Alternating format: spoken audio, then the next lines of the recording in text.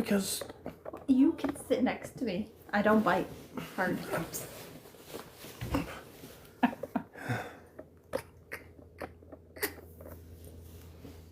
Mm-hmm.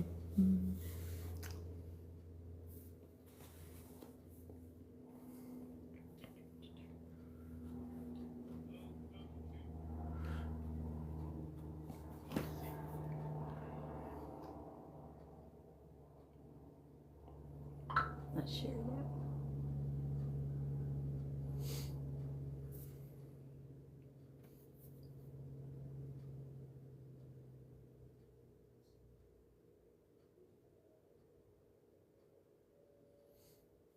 Hey, Warrior Paranormal, how are you? What's up, Dave? Oh, well, you're on a first name basis. Jeez. Mm-hmm. Hey, Amy. All right. We're doing good. I'm going to go ahead and get you up here. There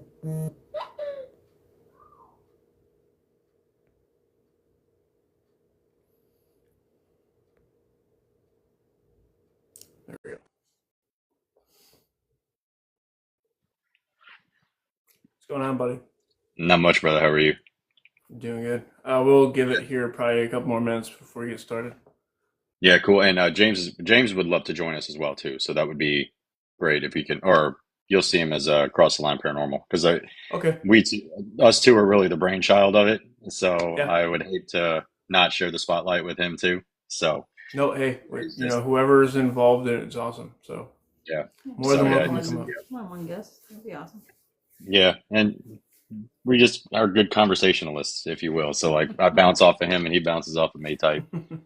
So how's How y'all's you busy been? schedule look like? So today we got this going on. Tomorrow we're going to Whispers Estate investigation with our good friend Amy and Megan.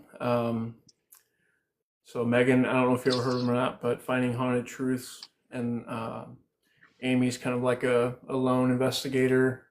I don't think I have. She kind of goes alone, but she collabs with others, which is kind of Okay. neat. So Yeah. No, I don't think I've ever heard of it. I may have to look it up because I follow what authentic investigators. sure. That's who I pretty much follow. So I mean, if off the cuff ones I've never heard of, I obviously would love to follow them. So Yeah, we're going with them tomorrow, and then December we're going to the State House in Fort Wayne. It's just going to be me, Kate, and our other investigator, Chris. So we're all three going to go. yeah, that's badass, man. Badass. I Yeah. love it. Yeah, we just got done with the fourth. We're gonna redo the video for you because it was so echoey in that small jail, and the audio was absolutely terrible.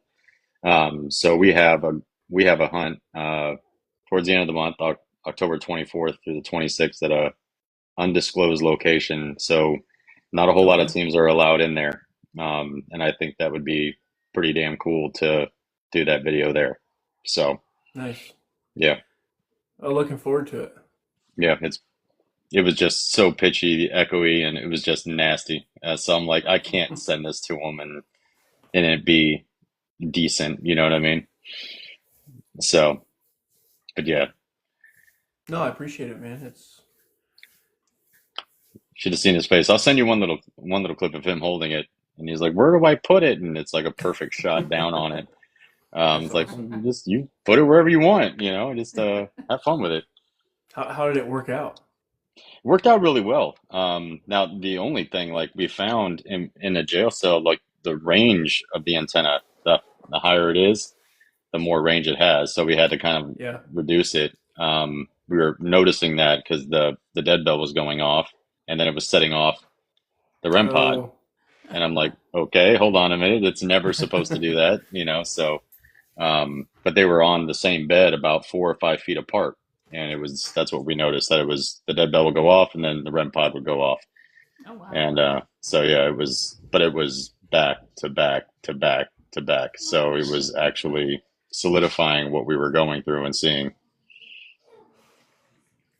Well, we were having issues with the boards that we've been using for our original rims, and a Hmm. lot of what I've been noticing is they raised the price on the boards, and Really, like what I found is 50% of them don't work, and so I really. had to go to something else. Um, they're just little basic door alarms, and they're really cheap, but they still do the same thing. It's just they don't it doesn't have the proximity where the closer you get, the louder it gets, the more lights that light up. It beeps, and it we don't have any issues with those. But the problem with the other boards is that we have when we've already completed the boards, we can't Yeah. send them back, and so Oh, okay. it's like all the money that we spent on those boards just goes down the drain. Yeah. No, So what's the range on the music box? We noticed. it's about 15 feet if you stand it up. Okay. If you lay it down, it's about 8 to 10. Okay. Yep. Yeah, we've noticed that in the jail cell was going off, and then Mhm. we put it out into the hallway, and it stopped. So that's what we were thinking. Oh, there he is. There's Yeah, Cross the Line. it's like a cone shape. Let's go to get him up here. Yeah, it's pretty cool actually. Like I love it actually. So just we couldn't be more than thrilled.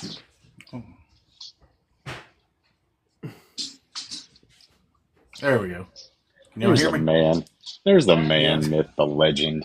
Let's see I how. don't know Nice. about that, but how's Don't sell everyone? yourself short. We're good. I'm waiting on you. And the only thing short on me is my goatee. Yeah, we got to work on that. Both of you. Damn, both of you guys. We need to So work on that. mine's all like white trashy, and it doesn't come in like yours. Just let it go, bro. Just let it go. Yeah. He's got hair extensions in his. You have to. It's underneath, though. Yeah. Actually, no, it's real. I might have to. It's all real. I don't know if I can get him to Hey, stick Amy. though. I mean, my hair's pretty short. No, I think you'd actually carry it fairly well, Katie. Don't you think? I mean, let's just be real. You can carry it. The whole beard thing. Let's just do it. Maybe if I let the pictures of him with if the I let beard, the it bottom doesn't- grow out, that's about all I Yeah. can do. Just do like this, just from here down. That's it. Don't even Yeah. just here down. But no, man, we really appreciate you having us. Really do. Oh, we Yes, appreciate you guys thank being you. up here. Yeah. Okay, so we have Amy in here right now.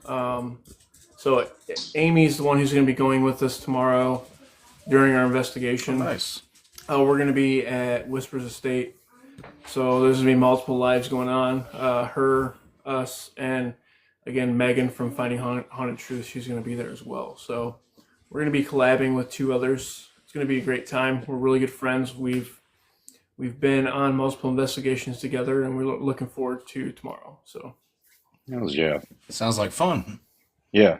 Because we don't have a hunt until the end of the month, and now I'm kind of like still fiending a little bit. I'm like, come on, get me back out there. we've been kind of like winging it as we go. We had some scheduled throughout the year, and then we just kind of booked a whole bunch like throughout the year. It's like, okay, well, let's go on these small ones while we wait on the big ones. Yeah. And then it turned into like we've been on probably 12 investigations this year. So Nice. Nice. Hell yeah. Yeah. You gotta Um, remind me when you guys go live that you're actually live, because my memory is crap. TBIs are fun. we'll send out a share next time. Yeah, please do. Because I remember Yes, yeah. I remember coming in one to one of yours, and that was it. I can't remember where you were, but I remember coming into one. But yeah, my memory is absolute. You can ask James. It's terrible. And he writes everything So down. our investigations are a little bit different than others, but we use our tools and all of our equipment, but we debunk first before we do anything. So whenever we get hits on our equipment or something happens, we always find a way to see if there's like a reason for it, rather than saying, "Oh, hey, it's paranormal," So Yeah, that's kind of how we go about things. us too. We will debunk. We'll say like, "Did you say anything?" Because like we heard voices in Old Baker Yeah. County Jail just over this last weekend, and so we were. Did you say something? Or when did you come in? Trying to account for everybody. but everybody was in the Or same, is it pretty much the noise same carrying location. in from outside? Yeah. Yep. Yeah, So- you definitely can't be just whatever equipment you're using the first hit, oh, that's something paranormal. No, you definitely have to be skeptical about it. Our Yeah. biggest thing is we like if we get two pieces of equipment interacting, then it's kind of a little more questionable. Okay, is this really something going on? Especially if it's responding and you're requesting it to respond and it responds on two different pieces of equipment. Yeah. At the same time, that's when it's more okay. Maybe we are dealing with something here versus some kind of radio interference or signals or bouncing off the walls, stuff like that. Right. One of the things that we are doing currently is that we're using multiple devices that detect different things. So we're using EMF, such as the REMs. I try to stay away from K2s if I got my phone. But we have the REMs. We have we just purchased a dead bell. It's the U.S. Ghost Adventures bell. I mean, it was only $60 compared to the 300, so we picked that up. Nice. And then we use a static dome that detects static electricity. And then I just picked up a plasma ball on Amazon yesterday. It came in today, and we're going to be using a plasma ball just to kind of see if we can get spirits to touch it.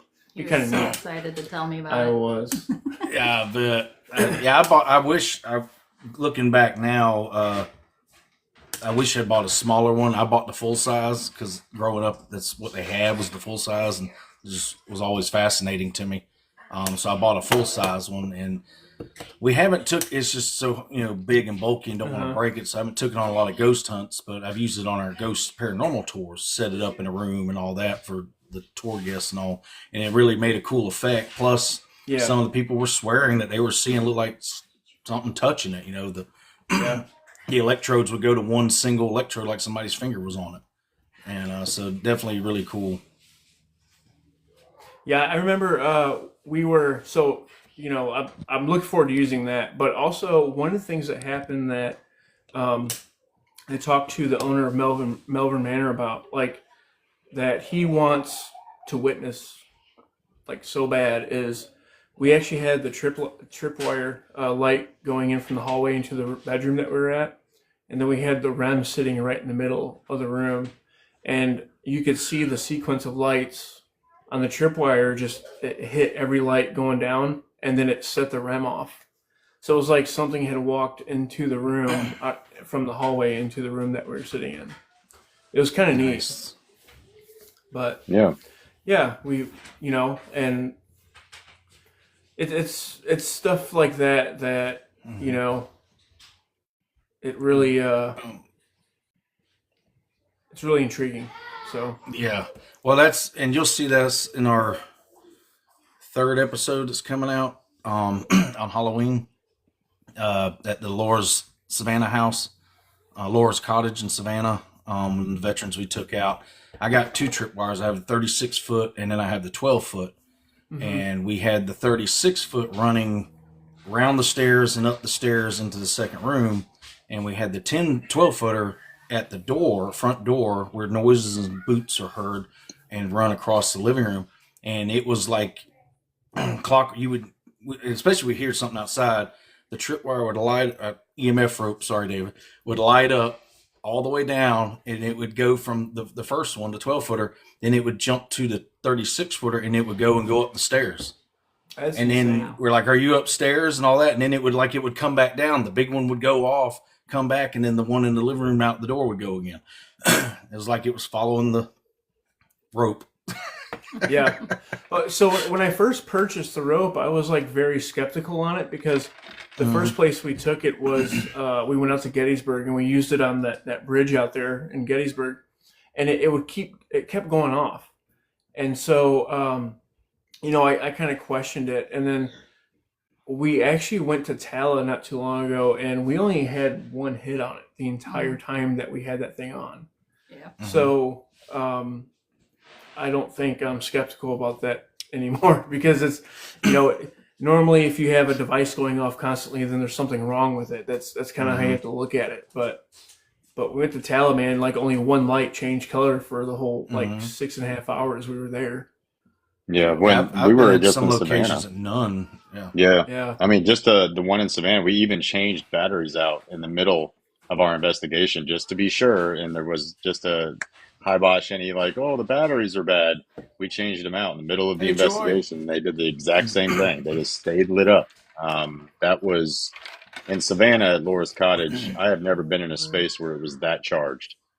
It was so charged for a good majority of the night, and the EMF rope just constantly was lit up, and then it would stop, The and bell. then it I was mean, it was the bell. EVPs. It was, yeah. Shadow. It We was were cool. seeing movement behind the Hmm. fireplace in the kitchen. We were hearing it. It was, to be a 1-bedroom cabin, it was active. That's awesome. And we So- found out why, but you'll definitely have to catch the episode to see that part. Well, make sure you let us know when you guys get to it. So we we'll go will. ahead and get We started will. here. I'm going to go ahead and introduce you guys to our guests here. Up at the top, guys, we have David, and then we have, I forget your name. I'm very, very, very, very sorry. James, you're good. James. Okay. I'm not on a first name basis with you, but so David No, and I James. understand. These two are from Cross the Line Paranormal. These two investigators are doing something very amazing.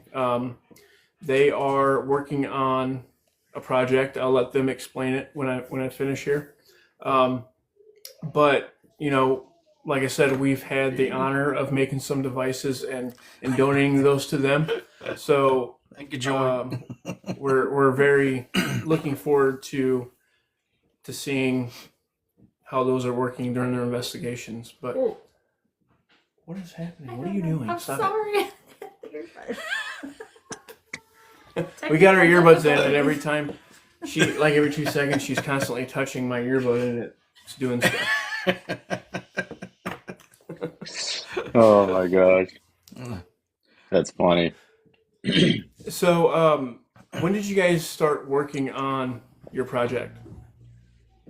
Well, okay. So, did you guys start working on it, and what was the main reason why you started working on it? Like, what was it that made you want to do it? So Yeah, we were go ahead, actually, David. yeah, we were coming back from Booze on the Battleship. And it was the first time that we had been there, and I was talking to a lot of the people there, and there's already so many veterans within the paranormal field. And it kind of sparked an idea on our way back from Booze on the Battleship that James and I had talked about it while Brandon was taking a slight nap, because he can't hang anymore. But once he woke up and said, yeah, I'm in.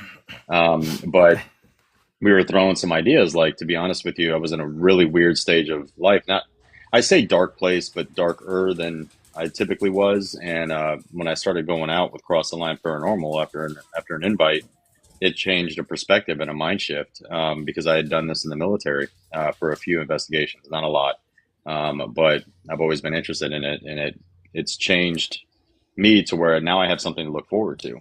And I brought up to James, I'm like, well, why don't we just do this for other veterans too, the ones that have never done this, because we look at it as a form of therapy.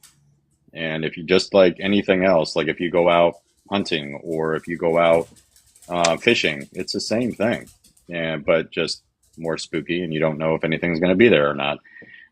But but yeah, I mean, what gave us the idea was Booze on the Battleship. And after talking to so many veterans that were already in the field, and we're like, we've got to get more veterans in a community, because as you know, there's an epidemic right now.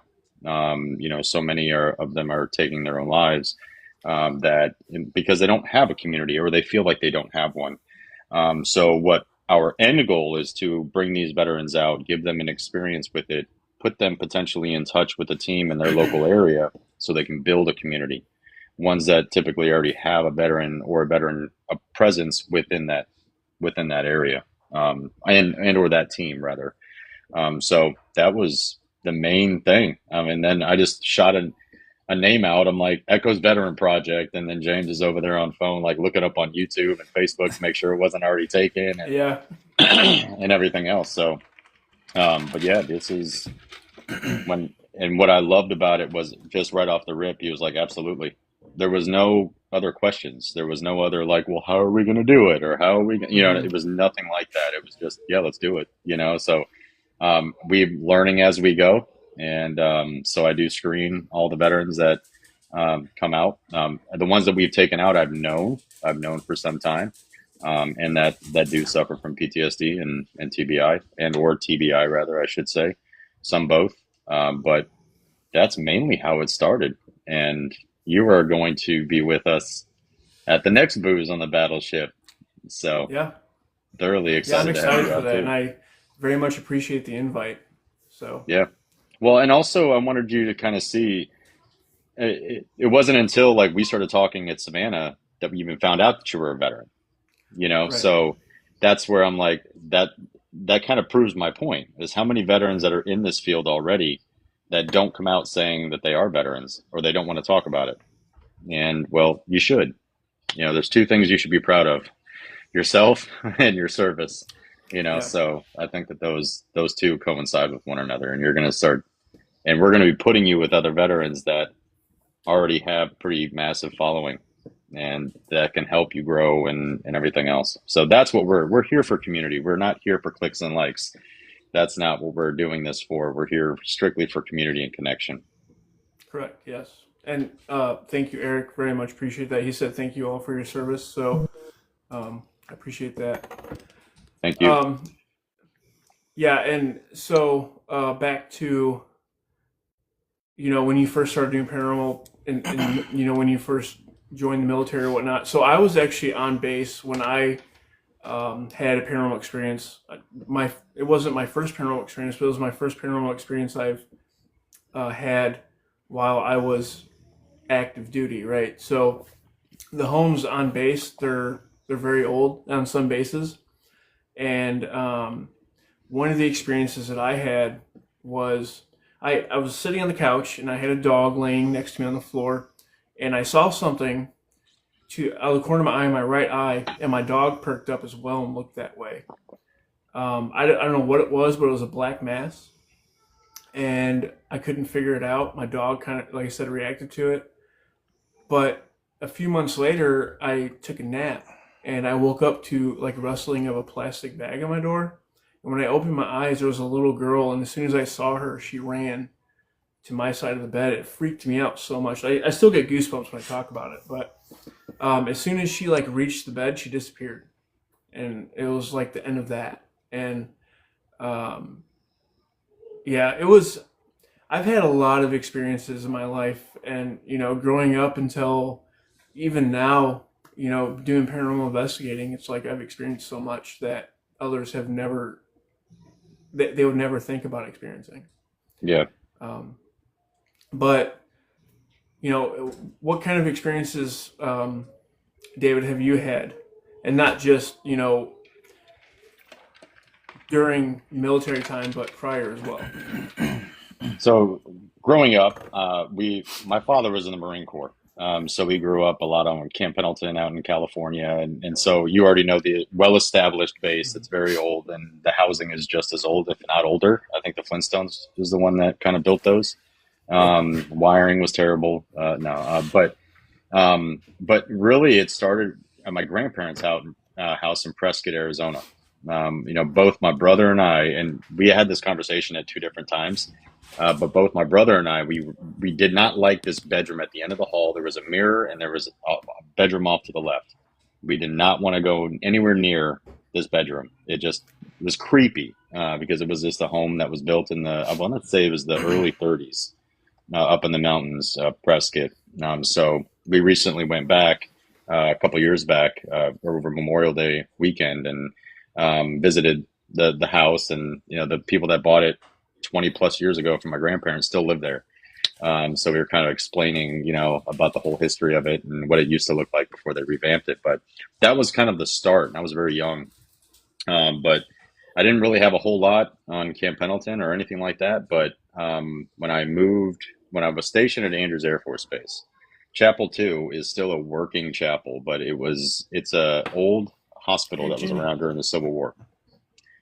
So it was used as a hospital during that time, and we would always get calls out to this chapel because the back door would be ajar, and in the back there's an old cemetery, and a lot of the headstones, hey Jenny, were had no names on them other than baby, son, mother, daughter, and some didn't even have a date on it. But we already knew that it was very old, and then there was some that were unreadable.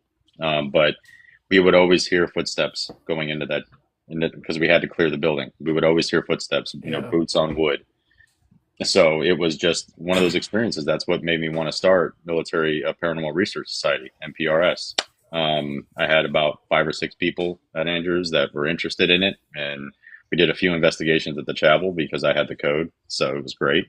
We can go in there anytime we wanted, and I worked the night shift as a MP, so it was easier that way too. Nobody would mess with us and or question why there's 4 police cars at at an old church. So we used to be able to get in there and do that. That's where this whole fascination with it and wanting to be on a team. And fast forward to 2012, I got med boarded, and I had to, obviously figure out life after that. So it kind of put a damper on pursuing that aspect of my life. But got a job, started working, and then ironically, James and I met on TikTok, and I made a video because I had reached out to a couple of teams here locally and was ghosted in the way that James puts it, ghosted by them by not wanting to be added to a team. And then he invited me out to Old Hamilton Jail up in Jasper, Florida. And that's where it kicked off. And it's been a whirlwind. I mean, it's been an amazing experience. And my wife is the one that actually gave me this advice, and I say this constantly, and everybody in the chat pretty much knows it. But she said I needed to find friends that were not veterans. She was absolutely right. I mean, they are huge supporters, but nevertheless, when I showed up, it was, hey, how you doing? Or what branch were you in? And I would tell them, and then there was no other questions. I didn't feel like I had to wear this mask of a veteran, right? I could just be David. I could just be myself and really just go after something I love. Now, the more I trust them and have grown to trust them and love them, then I'll tell them more, So it's just that trust factor has to be there in order for veterans to really open up because we've seen the worst side of humanity. At the end of the day, that's what we've seen. And so we're trying to protect everybody from that. So we don't want to tell our story. We don't want to do that. But then you're really not helping out the next person. So that's where the aim here is for us is to get veterans more involved, give them an avenue or potential therapy on that they never thought possible. Because when you think of ghost hunting and therapy, you don't really think about those two being coinciding with one another.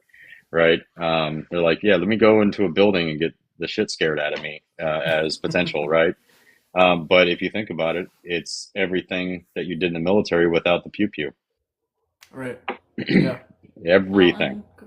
Kind of going with the therapy aspect, you have to have trust with the people that you go into these buildings with. Like, you don't know what's there. You don't know if it's dangerous to walk on any of the flooring or if there's people like living there or hiding out there, hanging out there, whatever. And you got to know that they have your back and that you guys can trust each other to for whatever happens through the night. Absolutely. And we have a 6'3" Sasquatch on our team, so he is a presence all of his own. So is James. Me, I'm the mouth. I'm going to talk shit and then wait for them to take care of it. But yeah, no, it's conducive relationship. To your point, Katie, yeah, you have to have the trust. You absolutely do. But then it's also pointing out and checking each other too. It's just like you were in the military. You're keeping each other accountable. And that's what we do. We do that for each other. So it's the camaraderie that's in this field already. It can perpetuate into the veteran community just as easily.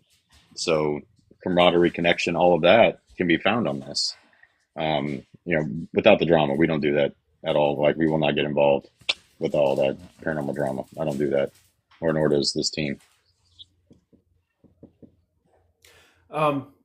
Yeah, and being that military-wise, you meet people that you never met before, and you're working alongside them. You're out in the field alongside them, and you don't know who they are, but you know they have your back. So, and that's the biggest thing as well about, you know, having connections with military in the paranormal is that, you know, 100% they're going to have your back. They're going to be with you no matter what. So, Right. I think that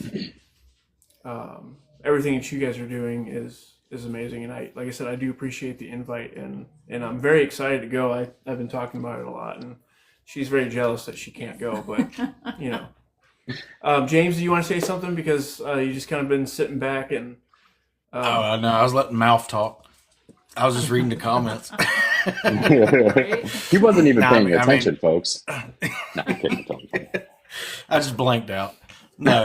I mean, yeah, it's, you know, I totally agree. Obviously, I didn't serve. A lot of my family has, probably 90% of them. So I've been around it, but not actually in y'all's boots and that. But it's really opened my eyes now.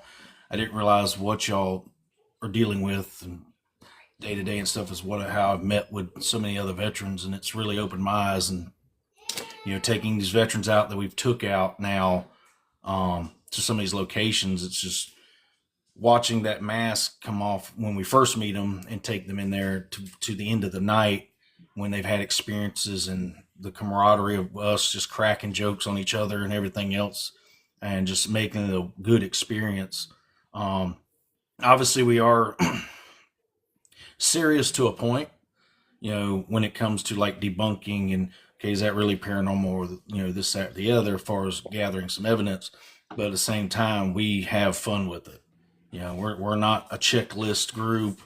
You know, we're not going to sit there and you have to act this certain way and, you know, be this person. No, you know, we're cracking jokes through the whole investigation. A lot of times we found we got more responses from the spirits because they think we're funny. A lot of times bringing that positive energy in can definitely make a different experience. And, but that definitely, you know, for the veteran that's come along, you know, we brought men and women. It's definitely been a positive impact, I think, on both sides. For me and Brandon, which Brandon was a Leo and firefighter, but, you know, still just like we both said, it's just a beautiful thing watching, you know, this person that you can tell fighting demons day to day in their own mind. They forget about all that and they're in this with us through these buildings or have you, or even that house, cottage, and just open up and like they let it all go. They let go of something, like David says. They let go of something. And in that moment they're happy. You know, they don't think about nothing else. Probably gives them a sense of purpose too. That's not a job. Mm-hmm. Yeah. And also, like, to piggyback on that, so if you go on an investigation and you're serious all the time, like you're wanting these spirits to touch your devices and you're waiting and you're just sitting and waiting and nothing's happening, well, your whole mindset just, like, you get dampened, and it's so it almost turns depressing, right? So you know, if you can talk and laugh and, you know, mess around while you're doing it, like, not only does it pass the time while you're there, but you're not sitting there expecting something that may not happen, you know. Mm-hmm. And Exactly. That's Yeah, there you go.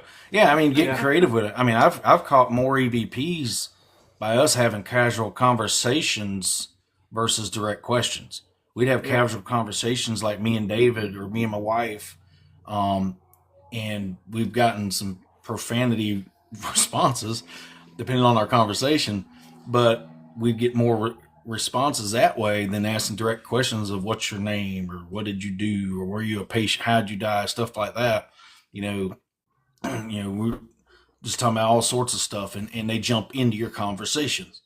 You know, whether it's, hey, you're not paying attention to me, or, oh my gosh, you're actually talking about something different than the same old boring questions. right. So Yeah, like that's there's one people, thing. there's got still a something- person. Yeah, Oh, we that's- got something that's doing one a thing TikTok video. I mean, me and James were doing a TikTok video, and we got we got a voice that said, "Don't Yelled do at. that," just like that. Yeah. You know, so like it was just funny.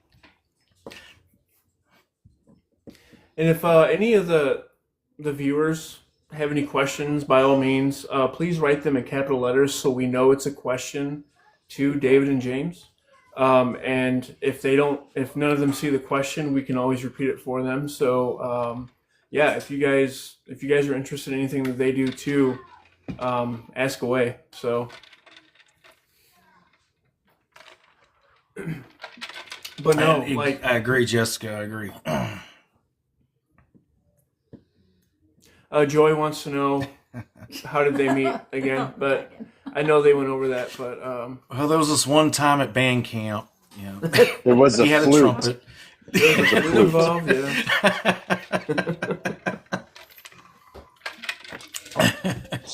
They met on It was TikTok. Oh, you're good, Joy. It was on TikTok. He made a sad video. He was crying. I felt heartbroken. That's for not what him. happened at all. And That's you not know, what I happened reached at all. out. I said, "Hey there, big guy." Then I That's realized not- he wasn't very big when we met in person. No, The only I'm thing not. big was his beard. Well, and I thought I personality, rolled up. let's be I thought real. I rolled up on a garden gnome. You did. Just saying. Combat gnome. Start wearing those platform shoes. Oh God. But no, that's pretty much sums it up. I'm choking up on that. No, that pretty much Yes, you sums it up. And yeah, we just been bros ever since.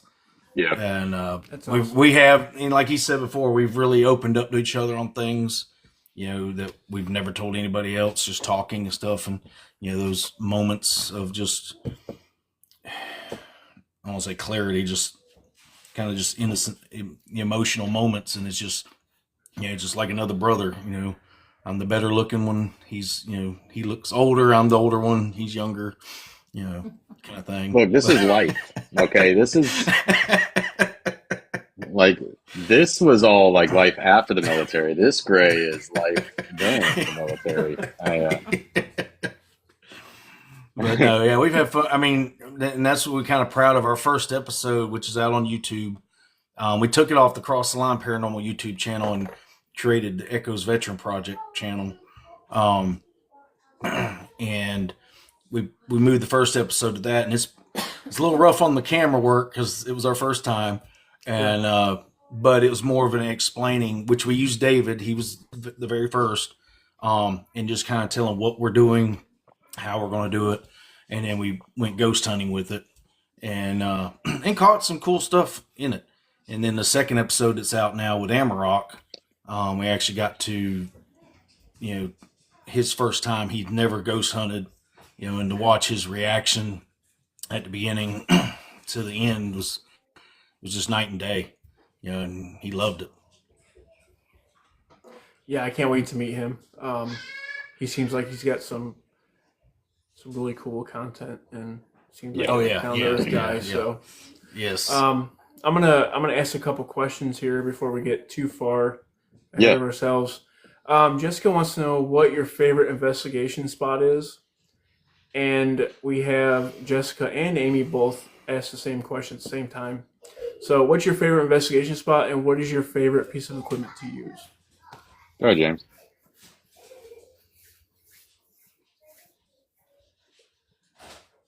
Damn it. It's trying to look like You already know my answer. You already know my answer. Penhurst Mm-hmm. is your answer. Yep. I'm torn. Honestly, I'm torn. So Penhurst was definitely a wow. Nonstop activity from time we got there to time we left. Waverly Hills, it will always be my I can't think of the word. It'll always be my amazing wow place because I saw a full body apparition of a female hospital patient. Me and my wife were coming out of the body chute, going down there. We're the only ones down there. The doors were locked on the first floor. We were coming back out when the doors were open. And I was live listening with my Tascam recorder, which is a very loud recorder. And they had the heaters running because it was in February. And I peeked into the room, and I was like, okay, it's too loud to go in here because of the heaters. So I leaned back out, and my wife leaned in. Well, I leaned back and looked the direction we were coming from, and there was a girl standing there in a hospital gown, and it was like something out of The Ring. Hair was covering most of her face. I just saw the slit. It was kind of a grayish, but there was no facial features. I remember seeing part of her arm. It looked kind of grayish. It was fast because I turned, saw her, screamed, "Oh shit," and turned away because I was not expecting somebody to stand there. And she was less than 10 feet and solid. She wasn't see-through. She was solid. Cool factor is we went back. This time David and Ghost Coast Paranormal, all of us went. Oh, and awesome. She didn't show herself, but she remembered me. We got on EVP. She remembered me. And then I asked her for her name, and she told me she didn't want to tell me her name. And so that was cool. And that's obviously the building's amazing, you know, but far as that was a wow moment for where Waverly will always be my favorite. Penhurst was a whole nother level because of all the activity and the shit we were seeing and hearing and what was going on. It was insane. So, and far favorite piece of equipment, I would say be my recorder. Keep it simple. You know, you're getting you're getting voices. You know, yeah, it's cool seeing the visual, the lights light up, and the different equipment going off and all that, and that's cool. You know, but to sit there and ask questions, and you know, you're alone in a room by yourself, and there's nobody else in there, and you're getting responses back on your recorder. That's always just been mind blowing to me. And I preach that so much. If you're able to sit in a room by yourself or with somebody else and you know that you both can be quiet with a recorder. Now I do the same thing. I walk around with a recorder and a pair of headphones on and I can hear a fly fart. But to be able to sit and listen what like the building has to say to you instead of you asking it constantly, you know, and I know I preach this pretty much in every live we go on, but it's true. It really is true. It's the best thing that you can do during an investigation. Yep. Well, that's I'm old something school we too. like to Record shut down too. There's at times we'll just shut everything off, cameras, equipment. Now we may run a recorder, but we'll shut everything off and we'll just listen to the building. You may not even ask questions, just listen and see if anything interacts. Yeah, because a lot of people go into these buildings and they're waiting for their lights to light up and they're waiting for everything to ding and go off and all this fancy, cool stuff. But what else are you doing? Like, you're not. Well, What are you that's missing? Just for show. Yeah, it's all for show, and I know some of it's for like trigger objects, like you know the bell and stuff going off. Hey, can you ring that again? You know, it's all triggering. But I'll give you one more story for David. That an example. No, you're good. Man, let me cut you. It was on the 4th floor of Waverly. We were down at the farthest end, away from where you like have your break room and all that. It was the farthest wing. We were on the 4th floor near the exit sign, the stairwell, and we turned everything off, cameras, all that stuff. And a buddy of mine years ago used money as a trick to try to get supposedly Timmy to move a ball, and it worked. So I had a bunch of change, and so I pulled out a penny, I pulled out a nickel, and I was like, you know, Timmy or anybody that's here, if you want some money, I'm gonna throw it down the end of the hallway, you know, come get it. And so I started throwing money, nothing happening.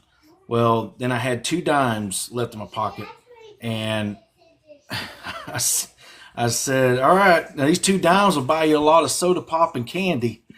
And I threw them down the end of the hallway, and I'm sorry, I jumped the spot. Before we decided to do that, me and Rose from Lone Wolf Paranormal, her son, we both saw a head peek out in the room across from the stairwell that had the red light. We saw a head peek out real quick. I saw it drop, like it dropped, and it was only about 4 foot tall. That's when we started doing the whole asking questions and everything. And so we threw the money down there. Well, anyway, when I threw the dimes down at the end of the hallway, all of a sudden it sounded like pattern of feet running and in the hallway. And we're all standing still. And we didn't see nothing. So we go down to the end of the hallway, and we find all the coins but the 2 dimes. 2 dimes were gone. We looked in every doorway, room that was down there. Dimes were gone, but we found the rest of the money. So I think he took my 20 cent. You get one, buddy. I'd have taken your money too. Hey, if he's You giving throw it money away, at why me. not? Right? You're throwing money at me. I'm gonna take it. I'm not gonna turn down a quarter. No, I'm just kidding. But no, Pennhurst. I think just for me, because I mean, I went into again. I didn't have a whole lot of investigations under my belt. I mean, very small ones after that. And, coming right off of Jasper County Jail and then going into Pennhurst as my first major location. But what he didn't mention was we chased Hurricane Barrel all the way up to Pennhurst. So we were going through the remnants of a hurricane, getting up there and stopping in Gettysburg and Pennhurst. I mean, it was charged from the get-go. We were just bringing the bags in, and we heard footsteps running up and down the stairs in the Mayflower building. So that will forever remain probably one of the most amazing nights I've ever had investigating. Because Waverly was really cool. Like, that was a bucket hunt for me. I'd go back in a heartbeat, no doubt. But I also felt calm there. It wasn't like it was a negative experience there or anything like that. It was very calming, like just walking through the halls, just saying hi to everything and, running a few investigations on the 4th floor where the kids were, so it was just a really calming experience. I never once felt uneasy there. But Pennhurst, yeah, I mean, the Mayflower, the Devon building, that will always stick out to me as probably one of the more. Waverly, it's like it had some activity and stop. Stop. Pennhurst, it was activity all night long. From disembodied voices to them copying David whistling. I mean, the voices talking with look like flashlights down in the Mayflower basement. I mean, stuff. It was insane. It was insane. Yeah, we just got back from Tala, and Tala was awesome. I didn't get a whole lot of activity like I was hoping from what everybody else has received. But we only really went to 3 different areas. That place is so big. And they'll only open it up to you for 8 hours. I've never been to Pennhurst, but I did tell Kate that I want to go to Pennhurst. We went to the Gettysburg Battlefield Bash, and instead of going to Gettysburg again next year, we're going to see if we can go to Pennhurst for the expo. But just to be able to go in and do an investigation, I think that's something that I really want to do. But I say we just collab and just rent it out our damn selves. There you go. Okay. All right. I'm down for that too. Because like if you go in there with more people, because the tunnels are fairly narrow, and the buildings themselves are fairly decent size, but when you get 25 and 30 people in there, it is going to be so much noise. What's the word I'm looking for? Noise contamination and people laughing and or people screaming for no reason. Just to kind of scare everybody there. So I think the collab is definitely where it's at. And just getting it 10 people to go. Because we went with Haunting Angels, and what was there, 8 of us? Yeah. 7, 8 of us, 9 of us. And we still separated to where we couldn't hear each other. I mean, the place was still big enough you could get away, 10 or less and be fine and not worry about really noise. We had walkie-talkies so we could communicate if we heard something. We could be like, hey, was that y'all? No, that's what happened when we heard the voices and what we looked like flashlights coming down the basement stairs into the Mayflower on us. And we radioed them, and they were in a completely different, they were in the Devon building. And that's when we were like, holy cow, what did we just witness, Yeah. I mean, I saw the darkest shadow figure there and down in the Kings area in the Mayflower building. And because we were coming out of the area where the broiler room, the back rooms that led to the back entrance to the tunnels. And we were coming up to where the stairs were, and there's one extra hallway that leads all the way down. And literally saw a head and shoulder pop out, look at me, stay there for a second or two, and then pop back out. And it took me a second, and James remembers, I was like, oh shit, a shadow figure. Like it took me a second to even think about what I was seeing because I wasn't expecting that. Because typically every shadow figure I've ever seen was really quick. Hmm. It's like fwink, real quick and it's over. But this one was like That's what she said. Seth fucker, and then the back in, So We James, got Michael Scott here. yeah. Well, at the same point, that's not said to me. That's what he said to you. That's only because I'm old. Sorry. Oh boy. Throw it out there. Beard ain't the only thing tugged on, huh? Big lady?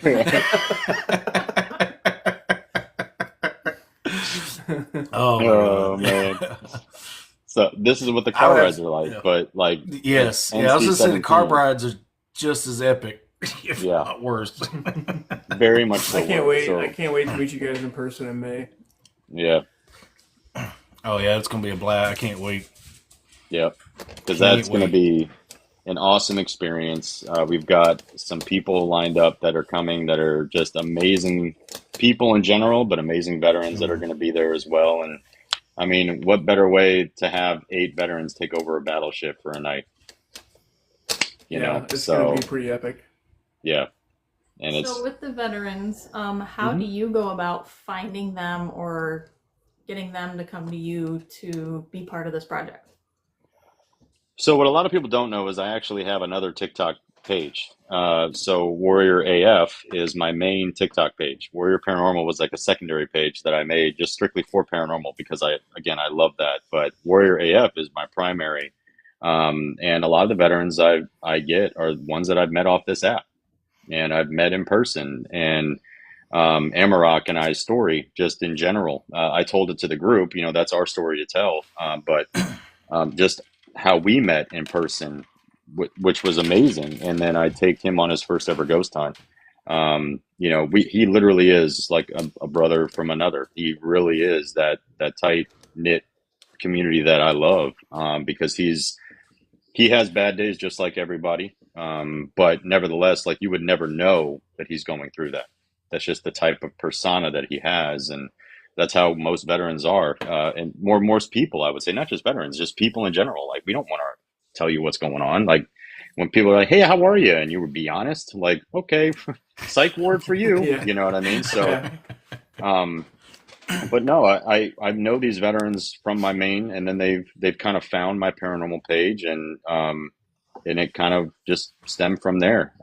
Coop and Mike, Danny or Azriel and Ginger, from the one episode we're releasing on October 17th, we took them to Old Harriman, and lovely group of women, women veterans. Like Az is a Purple Heart recipient. I mean, she's a badass. Ginger is also an MP. She's a badass. There's just a lot of great people in this community, and what we're wanting to give veterans is another community. Because the one thing that they are missing, and the one thing that they say constantly, is I don't get along with civilians. Well, how do you fix that? You mend with civilians. You go out with civilians, and guess what? You're going to have a lot more in common than you think. And that's where my wife was right. And I give her that praise, and because it doesn't bother me to say my wife is right. You know what I mean? Like she's right pretty much 99% of the time. But she's also right in knowing me, like That's what awesome, I Miss needed. Jackson. So it's just one of those things. Once I started, hanging out with James and Brandon, it changed the dynamic because again, I could remove a veil that I had on or a mask that I had on constantly because I thought I had to act like a veteran or be like a veteran. When in reality, that's who I was. It's not who I am. Like a veteran is only a small part of who I am. Who I am is the larger part. So, you were an MP. I was also MP in the Air Force. I think you and I both talked about that. Yeah. Yep. I was stationed up in North Dakota for a while, and that was probably the worst place I've ever been to. But yeah, I'm still here. So, after I got out of the military, I did some manufacturing work because it's easy to get into. Anybody can get into manufacturing. But then I went into corrections, and I did corrections for nearly 10 years. Hats off and to I you. thought No. that was I thought that was a perfect fit for me, and I ended up I was in Indiana working for the state of Indiana, and then I moved back home to Illinois, which is where I'm at now. And instead of going back into corrections, I didn't want to feel like I was starting over again, because that's kind of what it was, you know. And one of the issues that I'm having problems with right now is still, I've been out of corrections for a while, is getting out of the mindset of how to talk to people. Because, you know, when you're talking to inmates, you have to be firm, you have to be stern, you have to be like, look, you're going to do this, and if you're not going to do this, I'm going to make you do it anyway, right? So it's one of those where it's hard for me to communicate with people, even with my fiance here. It's like, she's like, well, you can say it in a better tone. It's, you know, it's like, well, I didn't mean it like that. But I'm working on it. It's really hard. And that's one of the things that I'm battling. So. Yeah. Well, I go back to this too. It's like, my wife, when I was in the military, she was like, I'm not one of your airmen. Yeah. You know, so it's just because, again, it's very hard to turn that off. And I've been out, God, I mean, 13 years, you know, so now I talk a lot different now than I did when I, first got out to now. I'm not as stern as I was. I'm a little bit more easier going than I was, because I was very, very difficult to get along with. Very difficult. You know, it's because if it didn't fit what I wanted, then I wasn't going to do it. Not a chance in hell was I going to attempt to do it. Or if I was invited out, like, nah, I'm good, later, you know. And my wife would ask me, like, hey, I'm going here, would you like to go? And then I had to relearn how to communicate. And I'm like, no, thank you, baby. But if she knew I'd enjoy it, she'd kind of push it a little bit, like, just come this one time. Or, you know, because she'll know, the ones you love the most are going to push you to be a little bit better, push your boundaries respectfully, right? Not ones that are completely disrespectful constantly. Like if James reached out and asked me something and I said no, he doesn't press me. You know, it's not like, what the fuck do you mean, man? You know, it's nothing like that. It's just because he knows. It's like, I'm not going to put myself in a position where, one, I don't know where I'm going. Veterans have to know where we are, where we're going. Because, like, how many times in the military, show up, hurry up and wait. You know what I mean? So, like, we want to know where we're going and why we're going, who's going to be there. That age-old saying, who's all over there? Meaning that I'm going to judge whether or not I'm going to go just by who's there. Yeah. But I'm the yeah, same I way. mean, yeah. But I think that we need to start looking at it differently, is because how we communicate, if communication's key, give me the key. Like, how do you want to be communicated to? How do you want to be talked to? And again, that took a lot of effort, you know, that where my wife would stop asking what's wrong, is because nothing is wrong. I mean, men know this question. Like, women, y'all do this. Yeah. I don't know why, but like, what's wrong? Like, nothing. Men can literally do nothing, can think of nothing. You know, it's a weird thing, I know. But no, I mean, it's just, again, communication is key. Just figure out what the key is, and, you know, figure out what makes each other tick and where not to push those boundaries. Like, I know exactly, my wife is antisocial. She's just that type of person. You know, she's very introverted. Now, the older I get, the more introverted I'm becoming, right? So, like, if I don't want to go, I'm not going. Like, it's not Right. going to happen. But yeah, I mean, I also push her to do things outside of her comfort zone, you know? So it's a give and take, especially on a team just like this, you know, it's a give and take. You got to know each other. And I know what to press and what not to press, what to joke around about, what not to joke around about, because I've seen that switch. So I'm like, okay, not messing with that again. Yeah. Not joking with that. So, but Well, like you said, like the whole respect thing, like Kate, she'd be like, well, you could have been a little bit nice about it. Or she could have said, you don't have to be a fucking asshole, you know? Like, yeah, it's like, she knows. I Same. tell her all the time, like, I'm still trying to learn how to not be a correctional officer. And, you know, and also another issue is that I promoted up to lieutenant and before I got out. So, you know, the more that I promoted, the more stern I was, because I wanted to make sure that everybody, and it wasn't just inmates, it was also officers too, were following the procedures and the policies that, they had in place. And so it's the same thing being in the military. Like, everything has to be followed to a T. Otherwise, it's not going to operate. So, Right. and that's kind of my mindset. Being prior military, that was my mindset, was it's only going to operate if we're all following policy and procedure. Yeah. And that included the inmates, and that included the staff. And so I held everybody accountable 24/7.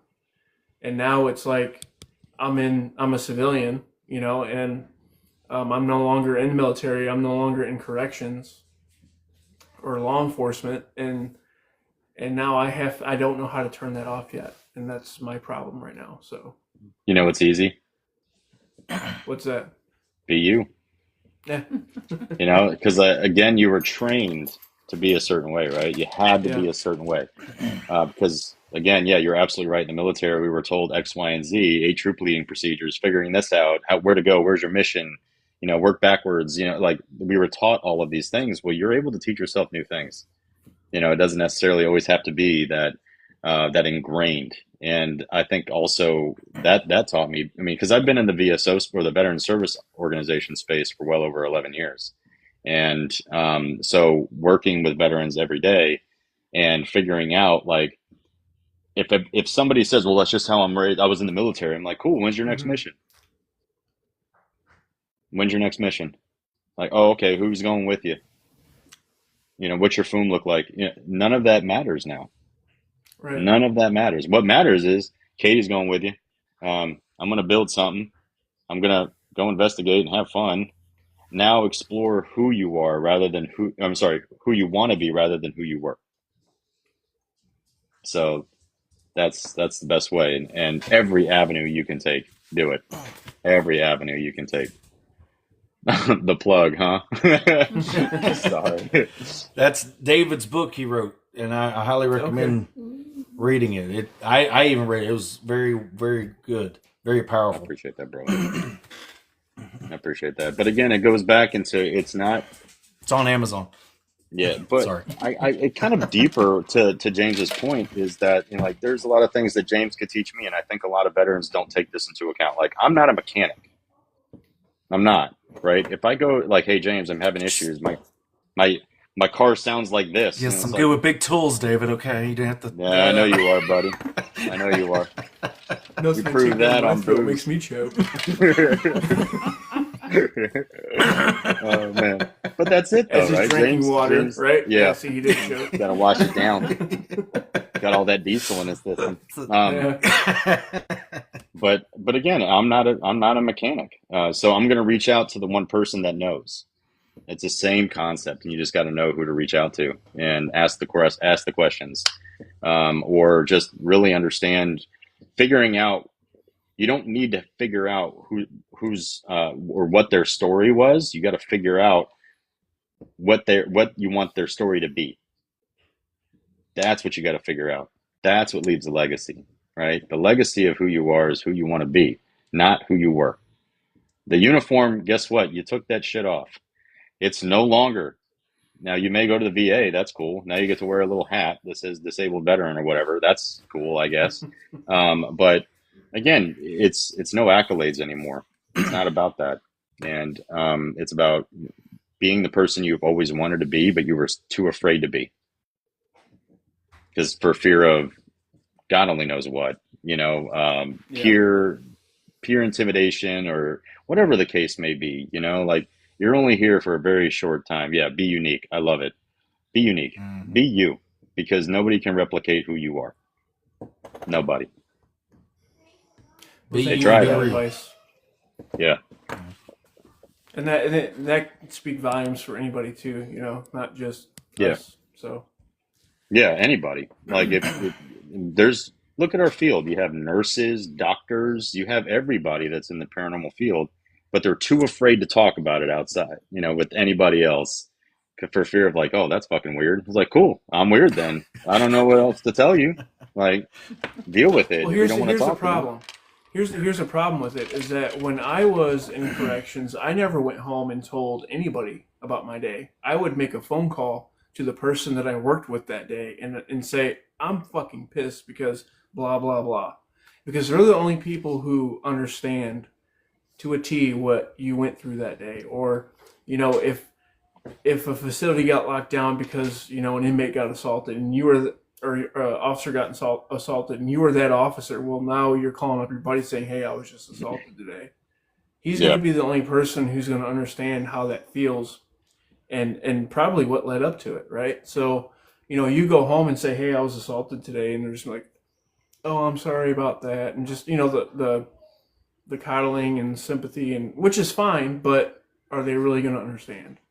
Yeah. Well, I'll say this, like I fully agree with you 98%. The other 2% is I'm kind of glad they don't understand, because then it would be we're up Schitt's Creek with no paddle and we're just going in circles. Yeah. You know what I mean? Like I tell my wife that all the time, because I used to tell my wife, like, you wouldn't understand, and then she would say, well, I'm not here to understand, I'm just here to empathize, right? So that communication is letting your partner know, letting anybody know that's in. I mean, shit, I had a conversation with James a couple nights ago saying that, like, what I was going through, right? It's just like, hey, letting you know this is where I'm at, and it's okay to communicate that. You're not going to be seen as weaker. I think that what makes people weaker is that they break down over time, and then they hit this wall, and it's hard for them to navigate the obstacle because you haven't communicated that you're going through a rough time, or you're not able to drop this because of X, Y, and Z. So it can be difficult, but at the end of the day, if you're willing and able to live in misery, then that's on you, no one else. Yeah, I fussed at him about not calling me sooner. I was like, man, call me anytime. I don't care. If we need to talk, we need to talk, need to vent, I'm here for you, Yeah. That's a good And he's buddy done right it. there.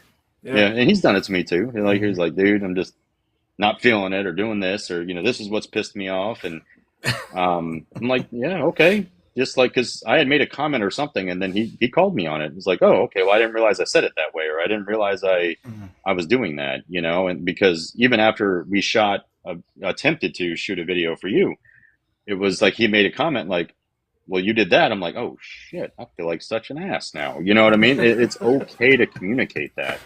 Yeah. Because as long as you're comfortable with that person, like, communicate. Just don't take it as like an talk. attack or a jab or No. anything. Just take it as Right. like constructive criticism. Shit, we're like brothers now. Yeah. I mean, we razz on each other so much and Bye, Joy. have our little bickerings, and thank you. Good night, Joy. Thank you, Have Joy. our little bickerings sometimes, but majority of the time we communicate through it and get over it. And a lot of times compromise comes out of it, and we're able to make whatever work. Yeah. And so yeah, it's always communication's the biggest thing. Like he said, the key. That is the key. Yeah. It can unlock so many doors. I promise you. If you talk dirty to them, it absolutely unlocks a fine. lot of doors. Don't put it past me, big guy. Hey, you guys are alone in dark places at night, Yeah, that's. He has a cane too. Yes, I do. Has a hook on it as well. It's sitting on. No, it does though. But seriously, but no, like, I've known my wife since 1999. We were in high school together, and we weren't like dating or anything. We were just very close friends. And then we lost contact after her mother's retirement party, because she was dating somebody else that didn't like me. Cool. But nevertheless, she, called me the day I got back. It was September 11th, 2006. It was from my third deployment. And I got back that night. She called me out of the blue just to see how I was doing, because she knew I was deploying a lot. And that's what started it off. So, also your spouse being your friend, your best friend, you know what I mean? Like that's the very first thing. And like, I absolutely love her to death. She's an amazing person. Just, because she is so kind, and I'm such an asshole sometimes, you know what I mean? So like, and she's just this very soft, beautiful woman.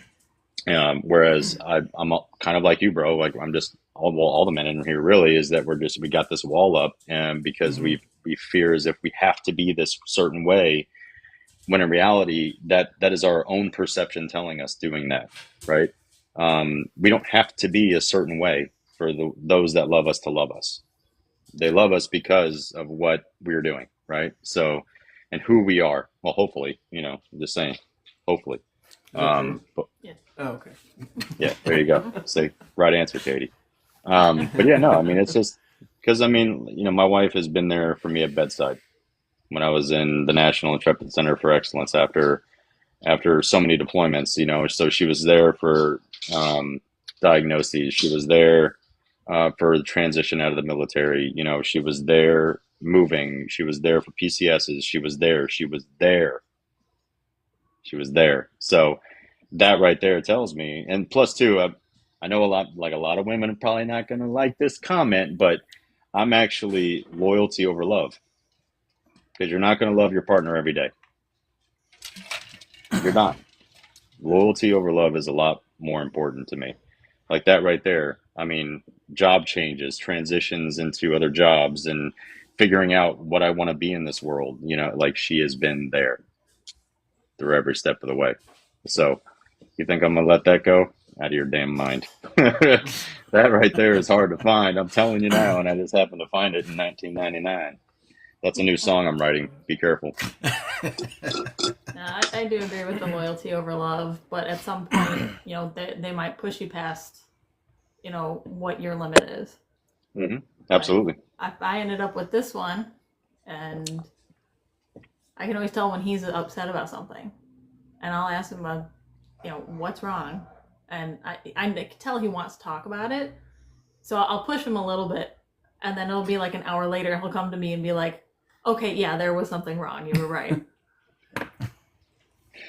Now, see, bro, that whole hour you wasted being pissed, or you wanted to talk about something. No, but men have to Hey, actually Lola. process and how we say it. Hey, Lola. Yeah. So, it's just because, again, and a lot of times, because it's a lot of people that you're telling this to may perceive it as they may be the issue when in reality they're not, So, like, I've started conversations off, like, trust me, this isn't about you. However, this is what I'm going through. This is what I'm facing.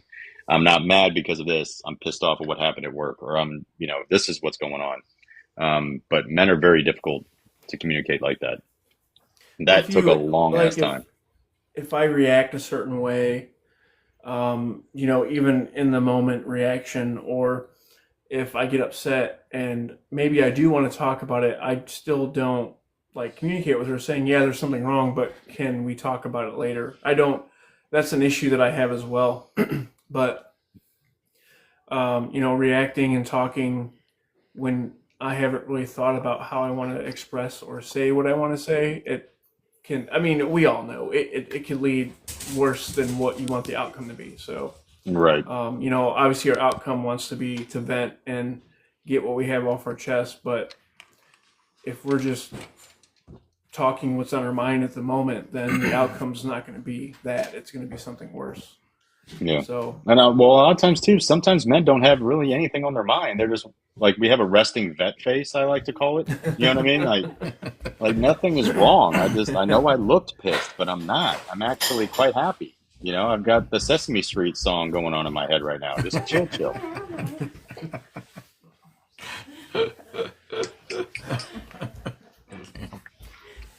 Sorry, my service appreciate the dog. follows, guys. Appreciate the likes and the gifts. You guys are awesome. Again, if you guys have not followed these two, make sure you follow these creators. They're doing an amazing project for military veterans. You can find them here on TikTok. You can find them on YouTube. So make sure you guys hop on Facebook, YouTube, TikTok, all the platforms. Instagram. They have some awesome content. Instagram as well. Check them out. Yeah. And I'm gonna be collabing with them in May on their next battleship. So And we I can't can wait sit for and that. tell him. Yeah. I'm Yeah, we sorry, can't wait either. Katie. I'm sorry. No, I get it. No, I respect what you guys are doing, and happy to have him go and support. Yeah, because there's I Appreciate think that part too, and just the donation of the items themselves. That speaks leaps and bounds, because now what we're trying to also promote is veteran co-owned businesses and veteran-owned businesses as well, and get them more involved in that community too. Because y'all are doing great work, and we need to celebrate that too. So I appreciate it. and you get to see your stuff in action with us. Hell yeah. What better? Yeah, and we use our equipment that we build as well. Even if somebody orders something offline and we're getting ready to go on investigation, I'll reach out to them and say, "Hey, do you mind if I take it with us and test it out?" I know, like at that point, it could be considered a used device, but and it's like, well, I took it to Trans Allegheny with me, and it went off at Trans Allegheny, so Yeah. But yeah, like we test out all of our stuff before we make it. We make sure it's in working condition. There's been plenty of times where we found some stuff doesn't work, hours into testing it. So then it's like we have to start all over again. So we go through vigorous testing with our stuff. Yeah. And you definitely want to, you want a quality product. Yeah. Well, and also too, I just kind of the way we met offhand. It was a first meeting, right? It was in Savannah because I had been talking to James about looking at different producers of equipment and things like that, and then come to find out, it's like we talked to you for 15 minutes. That was it, and then it was like you need to go meet FIB. You need to go meet FIB. So that's when people on stage stopped talking because we didn't want to interrupt, and we'd go over there and introduce ourselves to y'all. Yeah. And then it just felt right. I'm like, all right, yeah. So veteran, this is what we're doing. And that's when I sent you that message. Like, dude, I just want to talk to you about this. Like, let's just try this. I was looking for somebody. And I'm just glad that it obviously is veteran co-owned. And then obviously your lovely wife there was willing and able to say, yes, let's do it without question.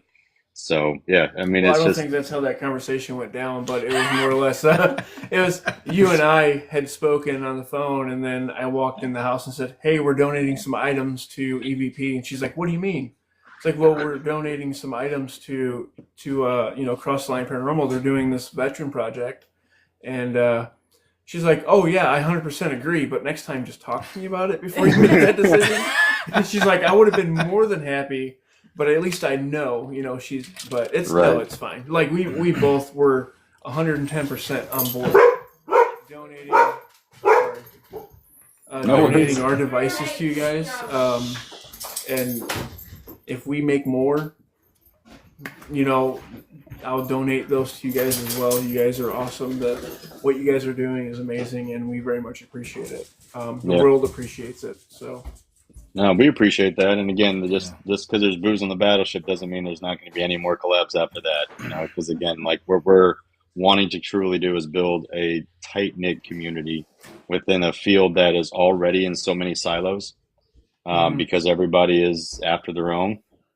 And when in reality, it's a community that actually watches and engages with you in its entirety, right? So yeah, we're not about that. We want to actually create a good community and network.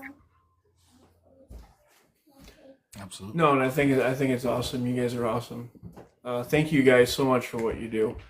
Just so that we can highlight it, Eric, Rest in Peace Paranormal Gear, is also wanting to donate some devices to you guys. Oh. He's a device creator as well. So he does a little different style. Thank you. But he's a great guy, and definitely reach out to him.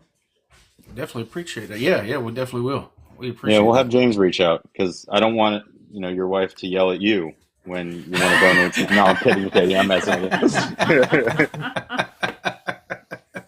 you. No, I remember our conversation very well. I think it went, hey, I want to buy some stuff. I'm like, no, I want to donate it to you. Yeah, it's like we're not doing this. Like I'm donating my stuff to you. Yeah, so. No, because again, it was like we're not looking to get anything off of anybody. You know what we do. No. So because we even pay for the veterans to go on these hunts. So we're not. It's not like we're asking anything. Yes, we'll put it out on YouTube, but it's also to spread awareness for other veterans to come out. So because I already know that down the road there's going to be somebody that says that too. And anything monetarily that we get goes right back to this. So we actually have a CLP fund or Cross the Line Paranormal fund that we utilize in order to put these investigations on. Bye, Tiffany. So thank you, Tiffany. Yeah, and there's not there's not a lot of programs, even state ran programs that are there for veterans. So I wanted to make my whole family have been military, and my dad served 20 years in the Navy. He's no longer here, but my cousin, he's still here. I got aunts, uncles, cousins, sisters, nephews, not sisters, nephews, but you know what I mean? Like my whole entire family, except my siblings are prior military. And, so likewise, there's not enough programs anywhere to support veterans. And, we wanted to be one of the ones to say, hey, we're going to support this. So, yeah. And Well, that's and now the something- link is on there. Go ahead, bro. Oh, sweet.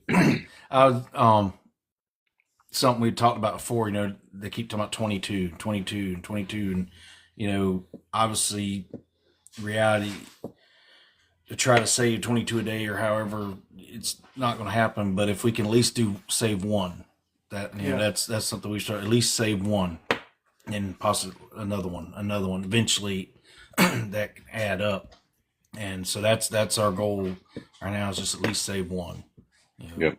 With all this, and we put it out on YouTube and all, and it's to make the awareness, so other veterans can see what they're experiencing, and then possibly draw interest for them to want to come. That's what it's all about, and getting that camaraderie out there and getting them out there, opening them up to get with other groups, and stuff like that, to where they get out of their own head and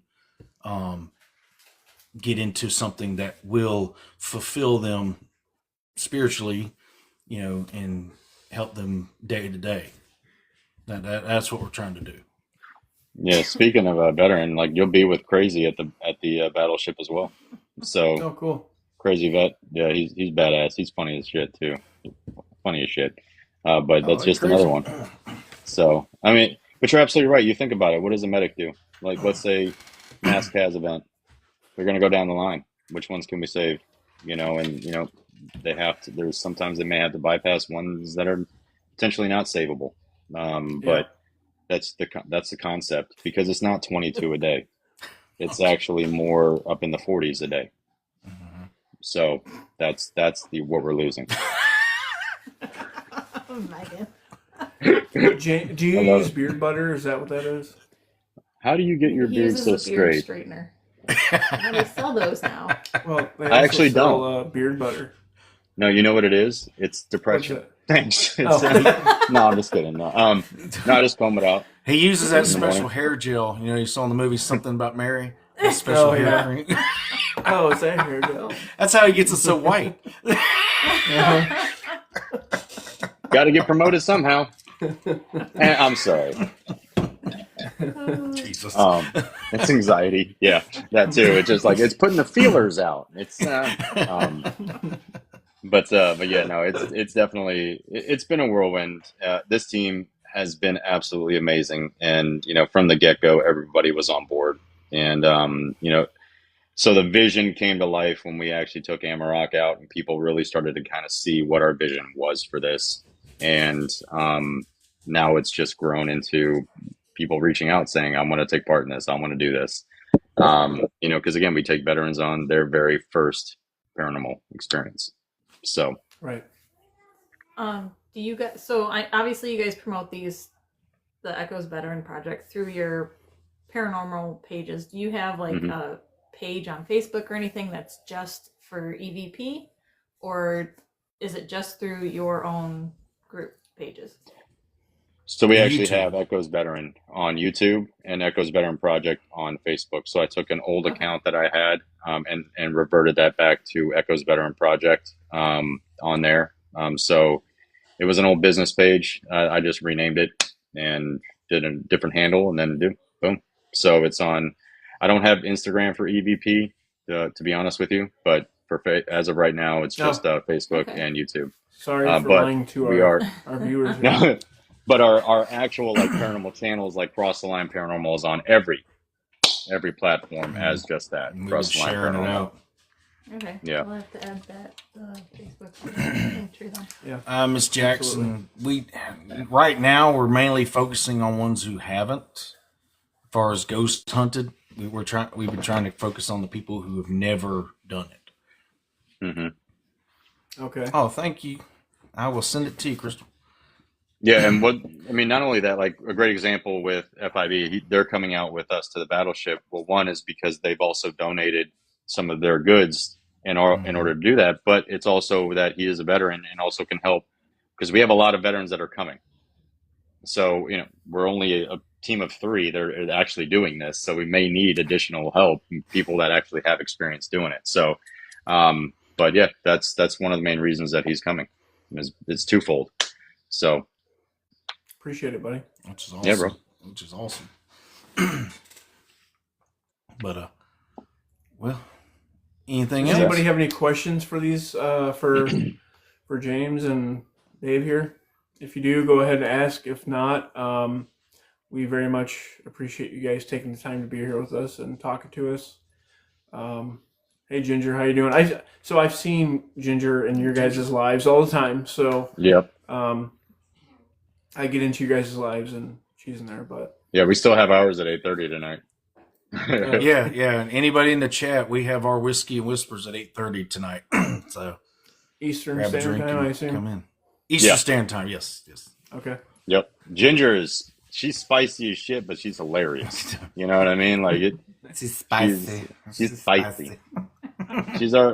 That's the person you know how you create a pit bull and you stab him every now and then and you really want to let somebody have it, you let him out. That's Ginger for us. Like Ginger's gonna go after you. But no, she's badass. Jackson. I'll go ahead and give her a follow. Yeah, Ginger's badass. She's good peeps. Yeah, she is. And also too, this will open up your world to the veteran community too, because I know that especially on maybe this side of TikTok, the paranormal side is not a whole lot of veteran induced content, right? But once if you go to my primary, you'll kind of see. I mean, all I do is tell stupid jokes and drink coffee. That's literally all I do. But yeah, that's amazing. But Oh God.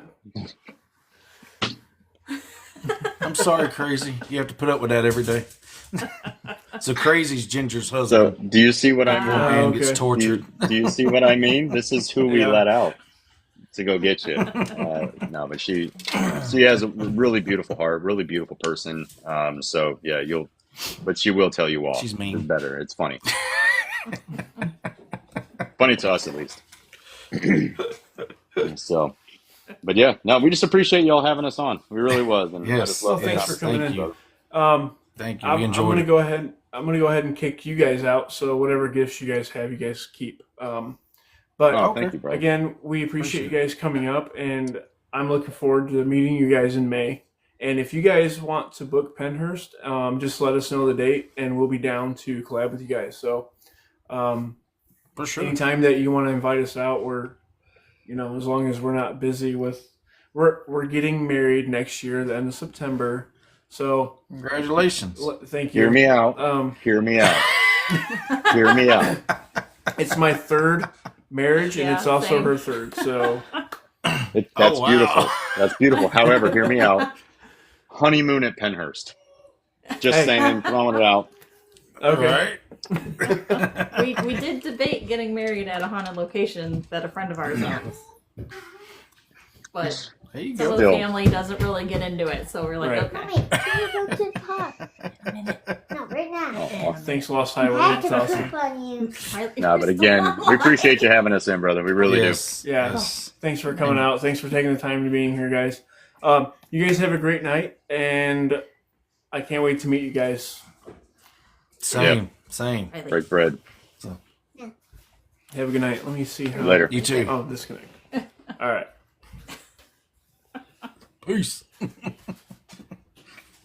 Can we go to the park? All right, guys. Thank you guys so much for following us. Thank you for the gifts, the likes. James and David are 2 great paranormal content creators, James. Uncle James. Uncle James. Smell So they have their project EVP. Make sure you guys check them out. What they're doing is awesome, and I can't wait to go out and meet them and see what they do firsthand. So thank you guys for being here with us. You guys have a great night. Bye, everyone.